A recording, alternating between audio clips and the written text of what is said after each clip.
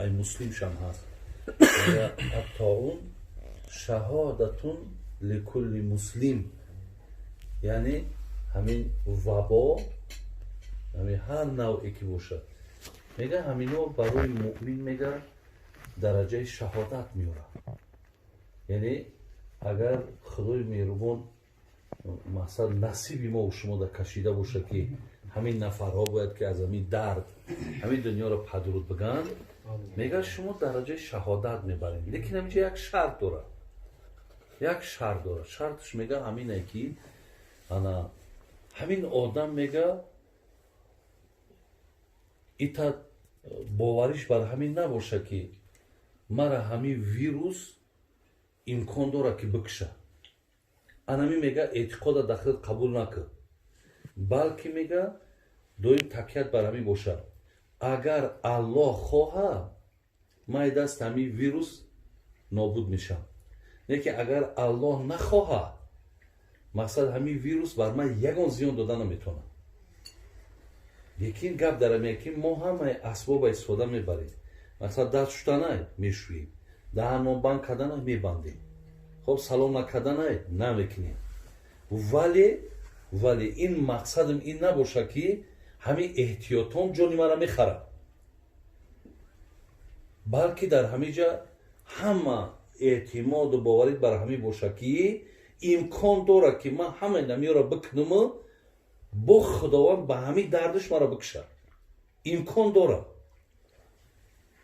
аз ҳамин лиҳоз мақсад чи аст? мо анами такяра бошад ки мекунем, эҳтиётмона мекунему, лекин боз такя дошта бошем. худо хоҳад мешам, агар худо нахоҳад мақсад зури вирус ба ман намерасад. анамира бародари азиз ай ҳама чизи муҳим анамия ки ҳамин эътимода ман бояд дошта бошам. барои бисёриёро мебинӣ фақат ҳушу гӯш дамея ки бача ганда шидеса ҳамин худо медонад мақсад ҳамин бисёр хатарнокай. ранге ки ҳамин як кас як тумора метад ку як тумора метад мақсад як тумора метад баъд ҳамун тумора мегириву чикор мекунӣ баъд ба ҳамун тумор такя мекунӣ.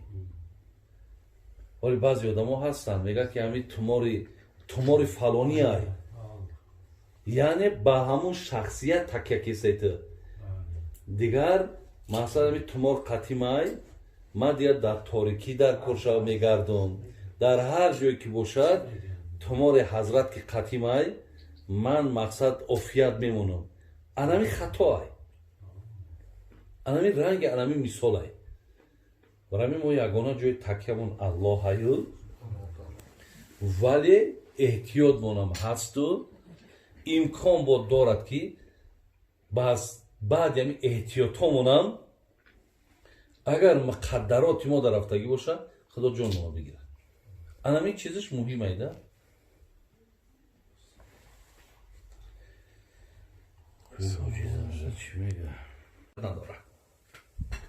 барои ин моҳра як тарбияш ҳамине ки моҳо бояд ки дар ҳамин моҳ дигар баъзе хислатҳое ки доштем чӣ хеле ки дар ҳаҷ мераю мегардим миёй бояд дигар одам шай, ҳамин моҳ ҳам бояд дигар одам кунад. лекин нашид оли ҳаҷа мега як нишонаи қабулш чиай? ҳамон ҳоҷӣ мега пеш ай ҳаҷ рафтанаш мақсад хислатҳои бисёр бад дошт. аю сар бегардамия ҳеҷ бовар намеяд ки ҳамин одамай. мегӯянд ҳамин нишонаи қабули ҳаҷа. лекин дар ҳамин рамазон мо ягон тағйир наёфтем. маълум ай ки ҳамин 30 рӯз якам ба мо чӣ расид? ҳамон ташнагию гирифтагиш тамом. дигар ҳеҷ аз савобуш пайдо карда натунистем. барам як моҳай бародарои азиз мушкилай заҳмат дора, сахтӣ дора, вале ҳақиқатан ира мегзара. оли нигоҳ кинами ҳамин ҷак дар шитагием, оли мумкин боша юсуф охирои ҳамин мода файруд мукна. агар файруд мукна бо мегем ки уна аввал да чӣ гуфта будем? ина бибин тамом шид. лекин касе кар офарин худои меҳрубон номаи аъмолш пӯ. лекин касе накардам бин гузашт рафт гох ай даст дод ҳамоне киёра. برای همین برادرای عزیز خواهش ما هم که این ماه را سه فرصت مناسبه دعا کنین. مثلا همین سه دعا را میگه رد نشونده. یک دعاش همین دعای آدمی صایمه، آدمی روزدار دعاش پیش خداوند پرده نداره. مقصد در حال دعاها پیش خدا قبول میشه. کم کمک شبها یگان در کتک نمازی خیلی باینا پیش چی میخیزین اول تحجداتون بخونین، یک اخران در کچه بخونین یا 4 کچه بخونین. این نور با بالای نور میشه. خداوند عاقبت‌های هممون برای ایمان و سلامت نگه داره. آن چی شنیدیم خدای مهربان توفیق شه بر یک ما شما نصیب کنه. سلام علیکم. از اون جمله بعدم جا در بنی اسرائیل هم که ساعت شب بله بود در سوره بقره دفعه حضرت موسی داشتگی میگه 70,000 میگه. از اون جمله میگه در همینجا این امام نووی میاره میگه 83 تا بچه حضرت انس مردگی در همین تان جاری. 40 تا بچه حضرت کی مرده است؟ نبیروی حضرت ابوبکر عبدالرحمن. 7 تا بچه ابن عامر عقبه ابن عامر بچه خوش 7 در همین جای مثال مردگی بوده است. حتی میگه که همین جناب امام نووی میگه که وقتی که همین بصره دا میگه ابتداش اینجا سر شد، وقتی مادری میری بصره مرد میگه همگی در جنازش 4 آدم میفتیم. 4 آدم اشتراک کردی در نماز جنازه میگه. در نماز جمعه میگه 7 کس اشتراک کرد. همه مرد پیری مردم رو من میگه. همتری 5 تا اونها 5 تا بابای مشهوره میگیرن میره تا 131 هجری را. برای همین چیزا هستن حقیقت داشته ساخی. ابتدای نگفتی که داملو من دیدم در سوره بقره آیت 59 داره که خدای مهربان در عوض ظلمی که و در عوض ناسپاسی که به موسی کردن همین طاعون آورد که 70,000 آدم میگه در یک روز هلاک میشید. در یک روز یا در 3 روز یا در همون مدتی همون جمع 70,000 کشت. در یک روز یا در 3 روز یا در همون مدتی همون جمع 70,000 کشت. در دوره حضرت موسی بود. این آیت 50 سوره بقره را میگیره. ای صحابه کی مرده؟ ای صحابه در این دوره کی مرد؟ دوره حضرت عمر ده. این حضرت معاذ ابن جبل مرد. حضرت ابو عبیده ابن جراح مرد. در اینجا فضل بچه حضرت عباس مرد. بعد شریحیل ابن حسن مرد. همین صحابه مشهوره که در دوره حضرت عمر یا مردن مقصد. جمع 25,000 مردگی در دوره حضرت عمر. یه مو دوام کرد. یه مو. یکی جهانی نبود باید؟ نه او دوام منطقه ما بود.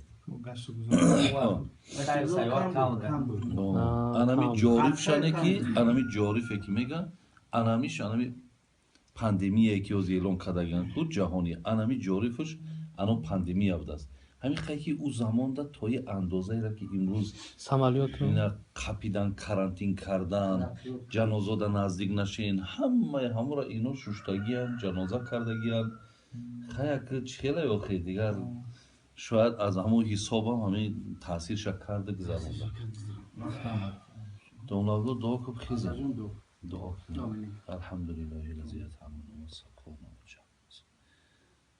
بحرمة إياك نعبد وإياك نستعين بحرمة لا حول ولا قوة إلا بالله العلي العظيم. الله مهربان تمام برادرای ما که امروز در غریبی هستند در غربت هستند امروز که با یک مشکلی دیگر دامنشان گرفته است که این یک درد جهانیه که همه را مقصد داخلی خانه کرده است. خدای مهربان این فرزندای ما را برادرای ما را مسلمانهای ما را خداوند در پناه رحمت اسمتش نگهبانشان باشه و خداوند این مشکلی ها را از بالای سرشان دور گردانه و با روزای خوب و روزای نیک نصیبشان گردانه و همه این برادرای غریبی ما را خداوند با صحت و سلامت به خاندانشان رسانه و از این درد و از این مشکلات خدای مهربان همیشه ایمین نگهشان بداره. ربنا تقبل منا انك انت السمیع العلیم و تب علینا انك انت التواب الرحیم. آمین یا رب العالمین. امروز فقط در تاجیکستان ما дуо кан дар кор ки худои меҳрубон ҳамин дард ки нест ҳамин дарда наёрад. аллои меҳрубон ҳамеша мулки моро ҳамеша мардуми моро дар паноҳи раҳмати исматш нигаҳ бидорад. бародарои ғарибӣ мо на танҳо дар русиянд, мара чанд рӯза аз амрико занг мезананд, аз давлатҳои қазоқистон занг мезананд, халас ами тамоми шаҳрҳо занг мезананд, ҳамаш ба як ҳоҷи бобо дағмон дуо кунем ки халас ами хеле мушкилотанд тариқ ҳол ки мо аз онҳо да бо огоҳтарем. дуо мекунем дар ҳаққи ҳамашон ки худои меҳрубон ҳифзшон кунав, худои меҳрубон мушкилотҳоро болои саршон дур кунав, бо худои меҳрубон рӯзҳои хубаву рӯзҳои некабо насибшон гардонав, бо сиҳату саломат назди падару модарошону ватаншону хонаводашонда расонав. хонадони ҳоҷи бобода худои меҳрубон файзу баракотшон нозил кунад. и ҳоҷи бобора худои меҳрубон давоми умршон нек кунад, хайрш кунад ва аллои меҳрубон ҳамеша дар паноҳи раҳмати исматш нигаҳш бидорад ва фарзандакошам бародари мо абдусаттора ҳам аҳли дӯстову ҳамсоёе ки ҷамъ шидем, худо ҳамаи шуморо дар паноҳи раҳмати исматш нигаҳбон бошад. аллоҳумма аъин ала зикрик ва шукрик ва ҳусни ибодатик. амин я рабб.